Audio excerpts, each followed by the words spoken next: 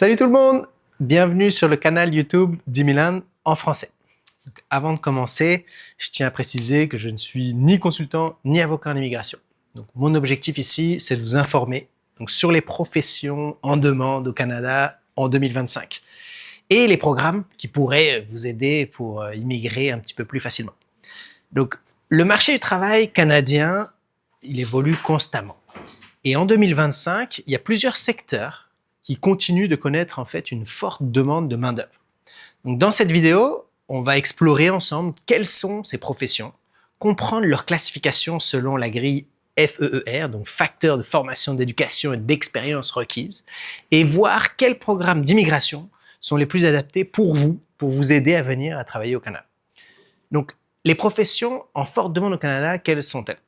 Donc, comme je le disais, le Canada fait face à des pénuries de main-d'œuvre dans plusieurs secteurs, donc notamment dans la santé, dans la technologie, la construction et le transport.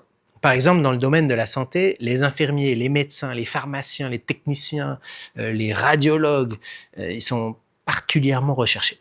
Donc, avec le vieillissement de la population au Canada, la croissance des infrastructures médicales, ces professions, en fait, elles sont essentielles pour les besoins du pays en lui-même. Donc, dans le secteur des technologies et de tout ce qui est ingénierie, les développeurs de software, de logiciels, les analystes en cybersécurité, les ingénieurs en génie civil, tout ça, c'est aussi pas mal en demande.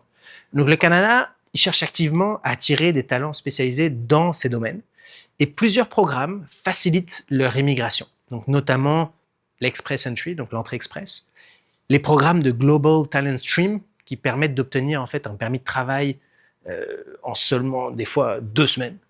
Donc, il y a d'autres secteurs clés qui incluent les métiers de la construction, tout ce qui est artisanal, ou les électriciens, les plombiers, les soudeurs, les charpentiers, et tout ça, c'est en pénurie. Donc, ces professions, elles sont souvent classées dans les niveaux FEER 2 et 3. Donc, elles sont essentielles pour soutenir la croissance des infrastructures au Canada. Dans les domaines du transport, les chauffeurs de camions, les mécaniciens de véhicules lourds, elle figure aussi parmi tous les métiers qui sont les plus recherchés, donc en raison de l'importance du commerce et de la logistique pour l'économie canadienne.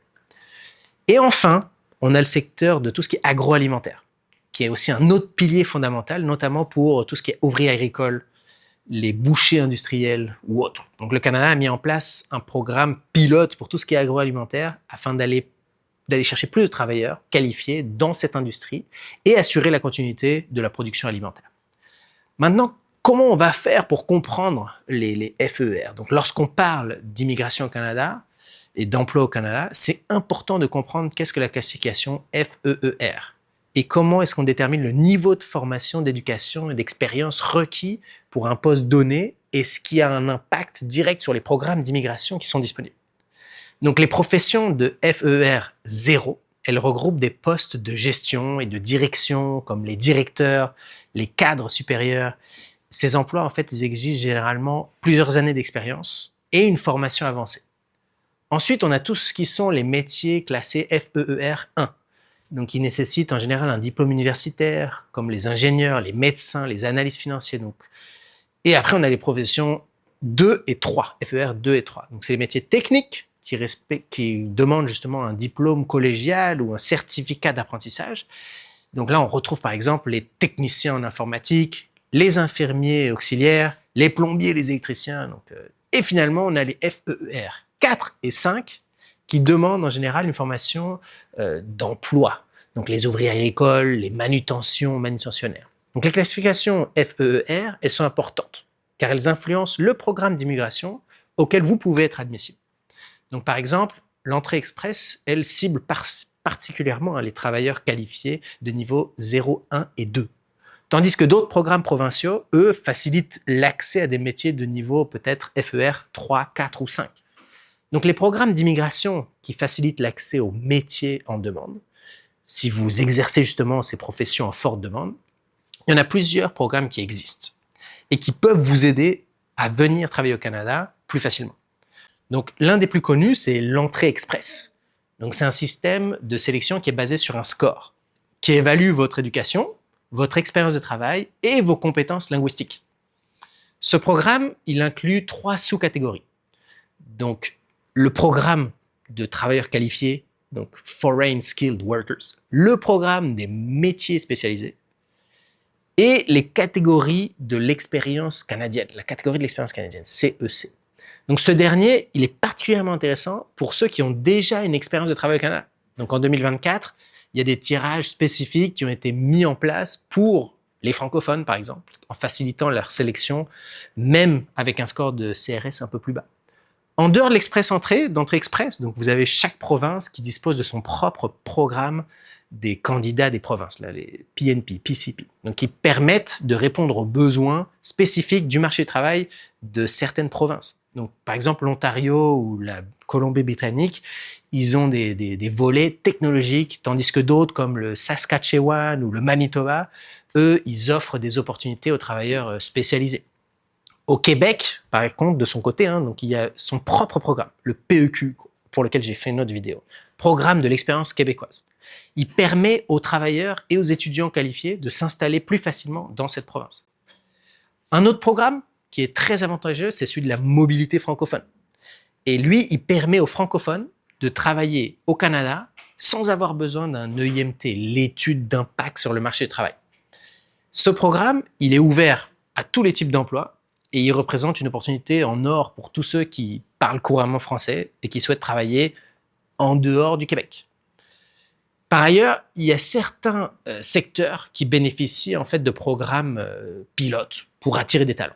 Donc, par exemple, le programme pilote agroalimentaire qui facilite l'immigration de travailleurs dans les industries de l'agriculture, de la transformation alimentaire. De même, on a le programme pilote de l'Atlantique qui permet aux travailleurs qualifiés et semi-qualifiés d'obtenir rapidement la résidence permanente dans les provinces de l'Atlantique.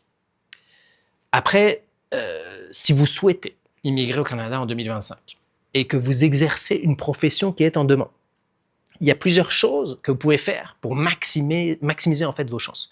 Donc tout d'abord, il est essentiel de travailler votre français parce que plusieurs provinces offrent ces avantages spécifiques aux francophones. Par exemple, les tirages spécifiques dans l'entrée express permettent aux francophones d'être sélectionnés plus facilement. Ensuite, il est important aussi de choisir la bonne province parce que ça peut vraiment faire toute la différence. Donc certaines provinces ont des besoins qui sont plus importants dans certains secteurs et sont plus flexibles en matière d'immigration. Donc il est aussi recommandé de chercher un emploi avant d'immigrer, parce qu'une offre d'emploi valide peut vous donner un avantage considérable dans tout ce processus d'immigration. Et enfin, renseignez-vous sur les certifications nécessaires pour exercer votre métier au Canada. Donc certaines professions, comme les infirmiers, les ingénieurs, elles nécessitent en fait une reconnaissance des diplômes et parfois des examens avant de pouvoir justement commencer à travailler au Canada. Donc le Canada, en conclusion, a un énorme besoin de travailleurs en 2025, surtout dans les métiers qualifiés. Si votre profession est en demande, informez-vous sur les programmes d'immigration adaptés et commencez à préparer votre candidature dès maintenant. Donc n'hésitez pas à vous abonner si vous êtes intéressé, mettez un petit like sur la page, partagez cette vidéo à tous ceux qui pourraient être intéressés et surtout n'hésitez pas à poser vos questions. Donc toute l'équipe d'Imiland se fera un plaisir de vous répondre et je vous vois très bientôt pour la prochaine vidéo.